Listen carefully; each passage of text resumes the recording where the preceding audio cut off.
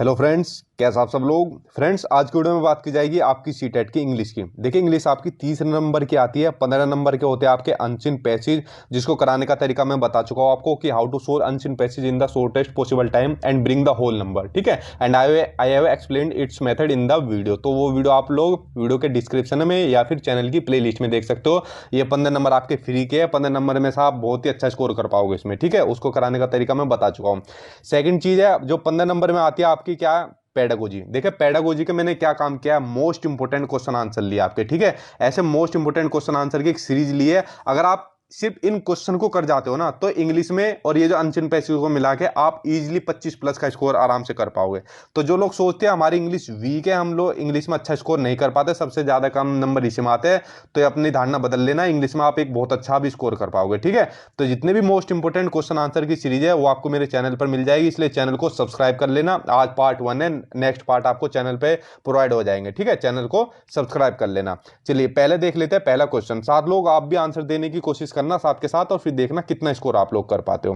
पहला क्वेश्चन है आपका, A diagnostic test in English will help the language teacher to identify। ठीक है, देखिए इसके ऊपर वेरी वेरी इंपोर्टेंट लगा लेना, और जितने भी क्वेश्चन है सभी के ऊपर वेरी वेरी इंपोर्टेंट लगा लेना, क्योंकि आपके एग्जाम में देखने को मिलेंगे या फिर थोड़ा बहुत चेंज करके एग्जामिनर आपसे देगा। ठीक है, देखिए दो तरीके की चीज होती है। एक होता है आपका डायग्नोस्टिक, यानी डायग्नोस्टिक बोलते हैं, हिंदी में बोल देते हैं इसको निदान। क्वेश्चन बाद में समझेंगे, ऑप्शन भी बाद में समझते हैं, पहले इसके बारे में समझ लेते हैं। ठीक है, और दूसरा होता है आपका रिमीडियल, जिसको कि बोलते हैं उपचार। ठीक है, ये दो टर्म्स होती है, ये आपके सभी सब्जेक्ट में पूछी जाती है, चाहे इंग्लिश हो, हिंदी हो, सीडीपी हो, मैथ हो, या चाहे आपके अदर भी बाकी के सब्जेक्ट हो। ये दो टर्म्स हमेशा एग्जाम में आती है।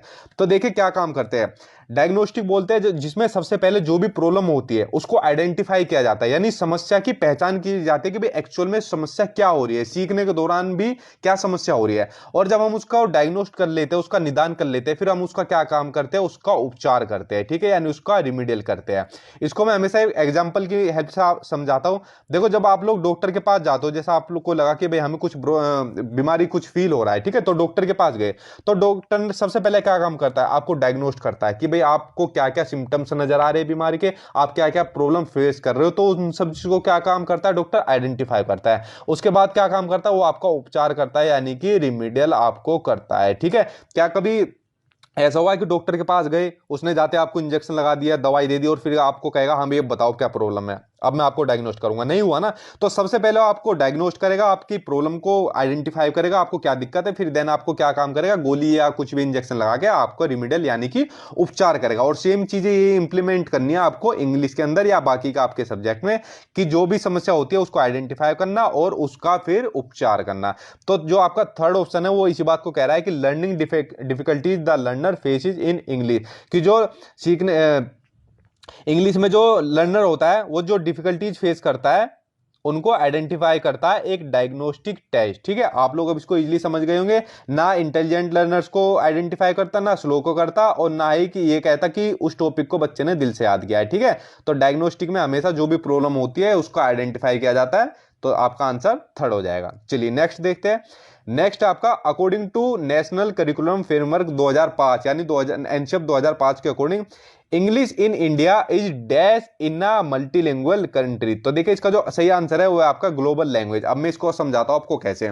देखिए, इंग्लिश के रिगार्डिंग एनसीएफ 2005 ये बोलता है कि इंडिया में जो इंग्लिश है ना, एक बहुभाषिक देश में ग्लोबल लैंग्वेज में क्यों है, क्योंकि इंग्लिश में इंडिया में डाइवर्स लैंग्वेज है, यानी बहुत अलग अलग भाषाएं है। हिंदी हो गई, उर्दू हो गई, पंजाब हो गई। तो ये जो अलग अलग डाइवर्स लैंग्वेज है, इनको अगर सबको जो कम्युनिकेट करने का जो एक पूरा ग्लोबल लैंग्वेज के लेवल पे तरीका होता है वो होता है आपका इंग्लिश के माध्यम से। ठीक है, तो इंग्लिश एक ग्लोबल लैंग्वेज के रूप में काम करके आपस में कम्युनिकेट करने का एक बहुत ही अच्छा रिसोर्स होती है। तो एनसीएफ ने इसको एक ग्लोबल लैंग्वेज के रूप में माना है। तो इसका आंसर हो जाएगा आपका फोर्थ, कि इंडिया में इंग्लिश एक बहुभाषिक देश में एक ग्लोबल लैंग्वेज में। ठीक है, चलिए नेक्स्ट देखते हैं। एनसीएफ 2005 के अकॉर्डिंग वाले ऐसे क्वेश्चन बहुत पूछे जाते हैं इंग्लिश के अंदर, सारे मैं आपको करा दूंगा। ठीक है, पहले आपके मेन मैं आपके करा रहा हूं जो मोस्ट इंपोर्टेंट है। थर्ड आपका, प्रीति आ टीचर, प्रीति एक टीचर है, ask the learners to complete, learner से कंप्लीट करने के लिए कहती है the dialogue in the given box में जो डायलॉग है उनको कंप्लीट करने के लिए, and then to role play, और फिर उनको रोल प्ले के लिए बोलती है, भूमिका निर्वाह के लिए।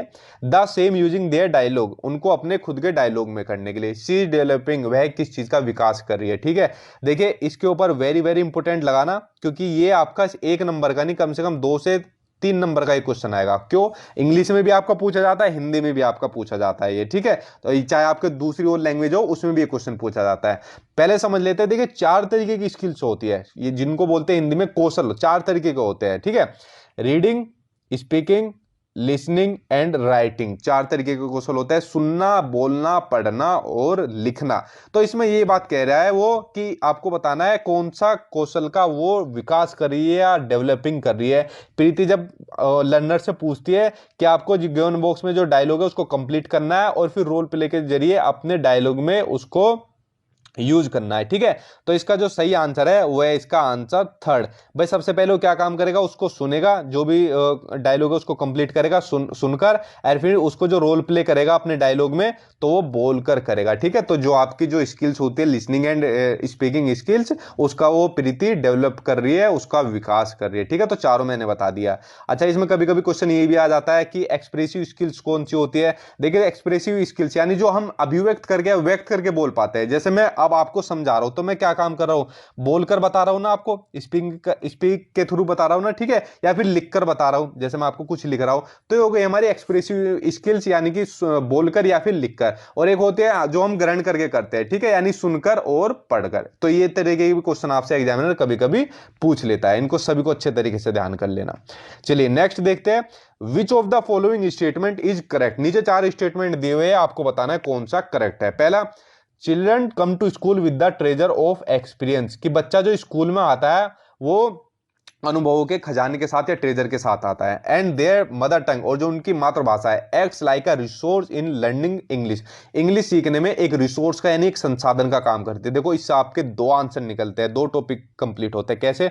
आंसर इसमें हो जाएगा पहला। देखो पहले एक कंसेप्ट था, एक धारणा थी कि बच्चा जो होता है ना एक ब्लैंक पेपर के समान है, यानी कोरे कागज या कोरी स्लेट के समान है। लेकिन आज की डेट में यह धारणा बिल्कुल गलत है, और जो नया कंसेप्ट यह है कि जब भी बच्चा स्कूल आता है वो अपने साथ कुछ ना कुछ नॉलेज या कुछ ना कुछ एक्सपीरियंस का खजाना या ज्ञान लेकर आता है। वो कोरे कागज के समान नहीं होता, कोरी स्लेट के समान नहीं आता है। ठीक है, फर्स्ट। दूसरा, उसकी जो मदर टंग होती है, जो उसकी मातृभाषा होती है, वो कोई भी लैंग्वेज हो, चाहे आपकी इंग्लिश हो, हिंदी हो, चाहे आपकी कोई भी लैंग्वेज हो, उसमें एक रिसोर्स का, एक संसाधन का काम करती है, ना कि एक प्रॉब्लम का। क्योंकि मदर टंग के थ्रू वो उस लैंग्वेज को बहुत ईजिली और बहुत ही इफेक्टिव सीख पाता है। ठीक है, तो इस चीज को आपको ध्यान रखना है। ये 2 चीज आपके कंप्लीट हो गई कि बच्चे को कभी भी ब्लैंक पेपर नहीं समझना आपको, वो हमेशा कुछ ना कुछ नॉलेज का ट्रेजर या एक्सपीरियंस का ट्रेजर लेकर आएगा, और जो उसकी मदर टंग होती है उसको हमेशा अप्रिशिएट करना चाहिए, बढ़ावा देना चाहिए। ठीक है, चाहे आपकी कोई भी आप लैंग्वेज लर्न कर रहे हो, क्योंकि वो एक रिसोर्स का काम करती है। तो आंसर इसमें हो जाएगा आपका फर्स्ट। चलिए नेक्स्ट क्वेश्चन देखते हैं। नेक्स्ट आपका, as per Noam Chomsky's theory the role of language acquisition device LED helps children to. ठीक है, बाकी क्वेश्चन देखते पहले देखते हैं इससे संबंधित। देखो नोआम चोम्स्की, इससे रिगार्डिंग जो चीजें पूछी जाती है एग्जाम के अंदर, चाहे आपका हिंदी हो, इंग्लिश हो, चाहे आपका सीडी हो, ये यही पूछी जाती है कि भाई एलईडी जिसको बोलते हैं लैंग्वेज एक्विजिशन डिवाइस यानी कि भाषा अर्जन डिवाइस, ठीक है, इसका संबंध किससे है? ठीक है, तो वह आपके नोआम चोम्स्की था। अब नोआम चोम्स्की क्या बोलते हैं, इनके जो विचार है वो सभी से अलग है। भाई इनके अकॉर्डिंग ये बोलते हैं कि जो भाषा होती है, लैंग्वेज होती है, वो हमें जन्मजात रूप में मिलती है। मतलब बच्चे सीखने की एबिलिटी के साथ पैदा होते हैं। जैसे अब मैं हिंदी भाषा बोल रहा हूं, ठीक है, अब मुझे हिंदी भाषा, अगर हिंदी भाषा परिवार का बच्चा इंग्लिश परिवार वाले के एटमॉस्फेयर में जाएगा तो वो उस भाषा को ऑटोमेटिकली सीख लेगा। या इंग्लिश परिवार वाला जो बच्चा है, अगर मान लो हिंदी परिवार वाले बच्चे के साथ समायोजन कर लेगा तो वो उस भाषा को इजीली सीख लेगा। यानी बच्चे के अंदर क्या होता है, एक यूनिवर्सल ग्रामर होता है। ये भी आपका कई बार पूछा जाता है नोआम चोम्स्की से संबंधित, को उसके अंदर एक यूनिवर्सल ग्रामर होता है, मतलब एक ऐसा डिवाइस होता है जिससे वो बच्चा अपने आप ही भाषा को सीख लेता है, उसमें सीखने की जन्मजात क्षमता होती है। तो ये क्वेश्चन नोआम चोम्स्की से संबंधित होते हैं जो पूछे जाते हैं। तो इसमें आंसर है इसका आपका फोर्थ, जेनेट ग्रामर रूल्स। और कभी कभी एग्जाम में क्वेश्चन नहीं आता है, ऐसे दे देगा अकॉर्डिंग टू नोआम चोम्स्की या नोआम चोम्स्की के अनुसार, फिर आपको ऐसे देकर चार इसके बारे में नीचे ऑप्शन दे देगा और स्टेटमेंट यही दे देगा जो मैंने आपको बताई कि उनका मत है कि भाषा हमें जन्मजात रूप में मिलती है और मतलब बच्चे सीखने की क्षमता के साथ, जो एबिलिटी के साथ पैदा होते हैं। ठीक है, तो इस तरीके से भी एग्जामिनर आपको क्वेश्चन दे सकता है। नेक्स्ट क्वेश्चन आपका, आ गुड टीचिंग लर्निंग मटेरियल, यानी जिसको टीएलएम कहते हैं, कैन बेस्ट। देखो जो टीचिंग लर्निंग मटेरियल होते हैं, जिनको हिंदी में शिक्षण सहायक सामग्री बोलते हैं, जो एक टीचिंग के दौरान यानी शिक्षण के दौरान जो टीचिंग को इफेक्टिव और इंटरेस्टिंग बनाते हैं। जैसे अब मैं आपको पढ़ा रहा हूं, मैं आपको किसके थ्रू पढ़ा रहा हूं, मैं आपको मोबाइल के थ्रू पढ़ा रहा हूं, आप लोग वीडियो में देख रहे हो वीडियो को और मेरी भाषा को सुन रहे हो, तो कहीं ना कहीं टीचिंग जो आपकी बड़ी इफेक्टिव बन रही है ना, आप इंटरेस्ट भी ले रहे हो, क्योंकि दोनों ही चीजें यहां पर हो रही है, देख भी रहे हो और सुन भी रहे हो। ठीक है, तो ये हमारा क्या है, टीएलएम। और जो आपका ये मोबाइल भी हो गया ना, ये मोबाइल भी आपका ऑडियो विजुअल एड्स हो गया। ठीक है, एक ऑडियो एड्स होते हैं, विजुअल एड्स होते हैं, और एक आपके दोनों होते हैं जिनमें सुनना भी, जिनमें देखा और सुना दोनों जा सकता है। जैसे मोबाइल हो गया, टीवी आपका हो गया, ये हो गया आपका ऑडियो विजुअल एड्स, तो ये आपके टीएलएम के अंदर काउंट किए जाते हैं। ठीक है, ये अब क्वेश्चन में पूछा है कि जो आपका गुड टीचिंग टीएलएम है वो कैसे बेस्ट हो सकते हैं। Be a source of entertainment के सोर्स है, नहीं। Second, help the teacher to transact material without any modification, कि जो टीएलएम है वो टीचर को बिना किसी संशोधन के मटेरियल का लेन देन करने में हेल्प करता है। सही में ऐसी बात है क्या? गलत। Third, help the learners acquire a language, एक लैंग्वेज को एक्वायर करने के लिए, ये भी आपका गलत है।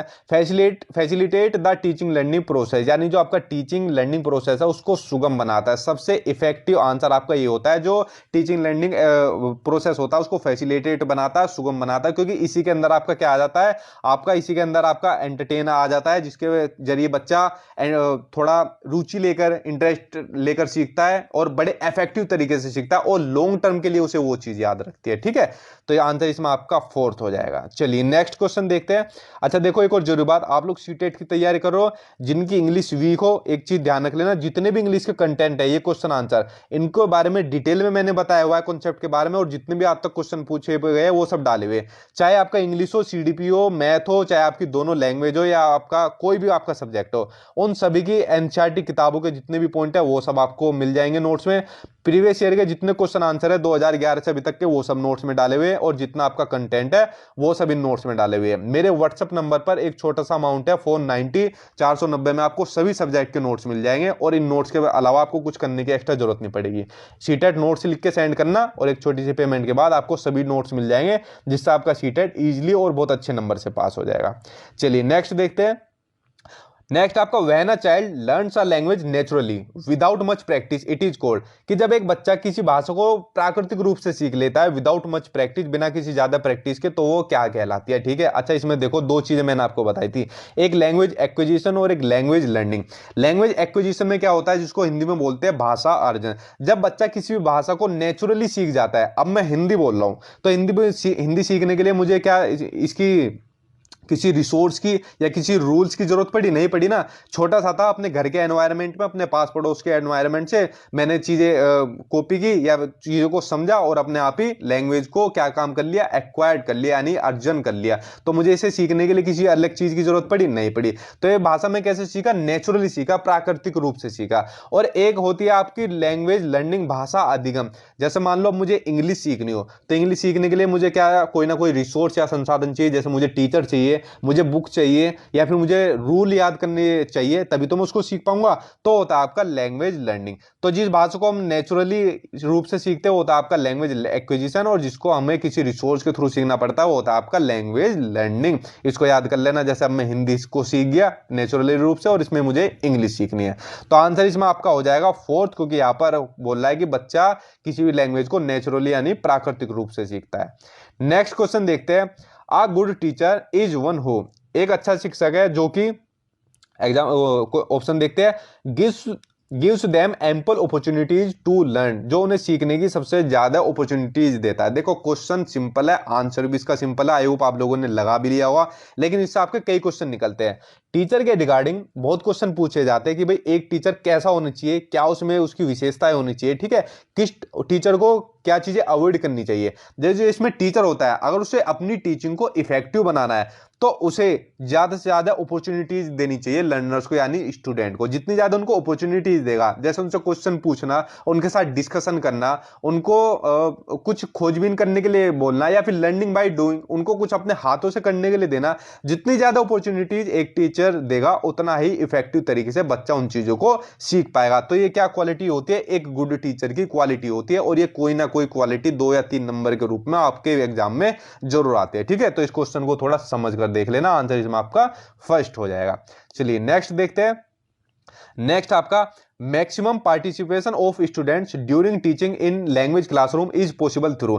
भाई एक भाषा का क्लासरूम है, उसमें मैक्सिमम पार्टिसिपेशन स्टूडेंट्स का कैसे हो सकता है, किसके थ्रू हो सकता है, ठीक है।